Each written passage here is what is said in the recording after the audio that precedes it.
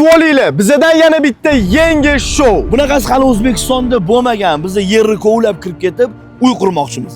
Shahardan uzoqroq joyga boramiz, dala, kimsasiz joyda joylashib, 10 kun davomida yer tagida uy qurishimiz kerak bo'ladi. Ichida oshxonasi, yotoqxonasi va zali bo'ladi. Bizda ikkita variant bor. Birinchisi yerni kovlab kirib ketib, g'orga o'xshab, xona-xonalarga bo'lish. Ikkinchisi polni kovlab olamiz-da, keyin ustini yopamiz. Qaysi biri? Qaysi birini qilamiz? Uni podpiskchilar aytsin. Birinchi variant qizuvroqmi yoki ikkinchisi qizuvroqmi? Yozib yuboringlar. Matiz showni yordi. Da. Cho'lni yordi. Da. Google show endi o'zligisi yozishsin, to'g'ri. Da. Biz yordi. Bunisi undan ham zo'r bo'lishi aniq, lekin vohmasi bor. Kovlayotganimizda rostdan ustimizni bosib qolsa nima bo'ladi, aka?